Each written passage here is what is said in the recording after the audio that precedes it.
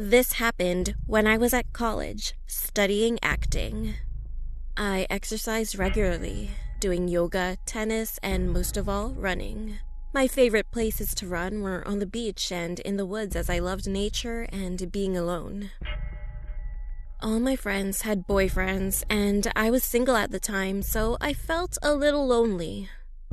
One day, after I logged onto Instagram and saw that someone had sent me a message, I checked out his profile. His name was Mason. According to his bio, he was a football player at a college near mine. His photos consisted of him playing football, hanging with his friends, and he had a muscular build, but also a little bit chubby.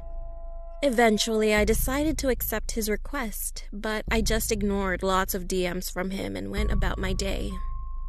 Later at lunch, my friends pushed me to start a conversation with Mason, and I did. And turns out we got along with each other well. We talked about fitness, movies, books, and college, a lot of common things. I told him about running in the woods and on the beach, and he told me I was cute and had a good body. He had also asked me if we could meet sometime. He seemed nice, but I was unsure. A couple of days later, I went out for a run around 6 in the morning. Although it was an early morning, outside it was really hot, so I wore a sports crop top and shorts. I was confident with my body anyway. As I went outside, I noticed there was a black car parked outside.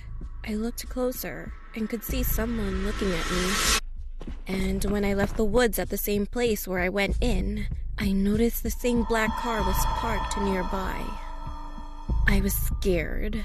I started running back to my dormitory. As I looked back, I noticed the car wasn't following me. I calmed down a little bit and thought maybe that wasn't the same car.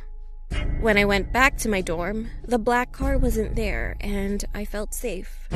I had a shower, changed, and got ready for the first lesson.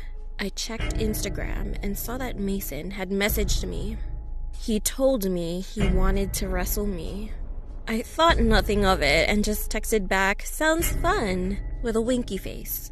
As I was just about to leave my dorm for the first lesson, he messaged me again, asking to meet me at his dorm at his college and that he wanted to meet me because he loved me. I felt bad as I wasn't interested in a relationship. I sent him a message back telling him that I wasn't interested in it and just wanted to stay friends. Throughout the rest of the day, Mason didn't message me back. I started to feel bad, but I thought I'd wait a couple of days to message him back to ask if he was okay. The next morning, I went for my daily run. I put on my crop top and shorts and went outside. The black car wasn't around at my dorm, and neither was it outside the woods, so I felt safe. I ran through the woods. It was hot, and I had already run quite a bit. I ran along this trail, and no one was around me. That was until a figure jumped out from behind a tree, a meter in front of me, shouting, "Surprise!" It was Mason. I asked him what he was doing and how he found me. He said that he became impatient and just wanted to meet me. He had parked his car nearby. "So we could go on a date," he said. I was sure it was the same black car as before, and I was surprised and pretty nervous. I told him it was a little weird to just surprise me like this, but he ignored me and walked up close to me.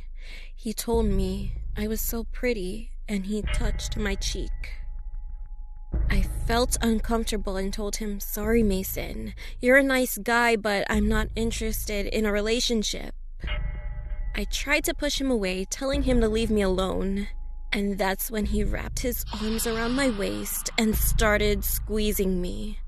He was very strong, and it was so tight, it hurt a lot. I told him to get off of me and tried to push him off again, but he was so much stronger than me. He squeezed much tighter. I was in pain and couldn't breathe. I couldn't even shout for help. Mason started trying to kiss and even lick me as he was crushing me. I kept on struggling. Eventually, I felt myself passing out as I was dizzy and started to black out. In desperation, I bit down on Mason's nose and scratched at his eyes. He said, "Let go of me, bitch," and pushed me down as he held his face. As I got my breath back, I got up and started sprinting out of the woods. Finally, I got to college and told my friends what happened, and then explained it to the police. I wanted to press charges and a restraining order on him. They told me they'll investigate it as soon as possible. I blocked Mason on Instagram as well as Twitter and Facebook. He didn't follow me on either, but I blocked him just in case. The next time I heard about Mason was after his trial. It turns out that he was kicked out of his college for assaulting another girl a month before. The police also found out he had planned on kidnapping me, as he had a notebook about me and what he wanted to do with me and other women, which includes some of the vilest things. How he wanted to kill women in several different ways and violate the bodies afterward. He even wrote at length about how he wanted to squeeze a woman to death with his arms. I threw up when I found out. Though it may sound unlikely, it is possible to murder someone by squeezing them hard and long enough, preventing them from breathing and causing asphyxiation. Considering how strong he was and how small I am, I'm certain he could have killed me.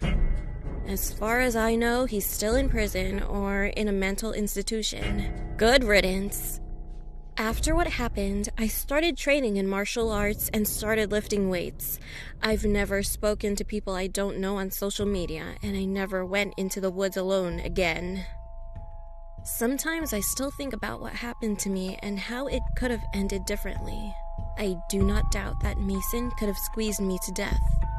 What I want to know is what he would have done with me afterwards.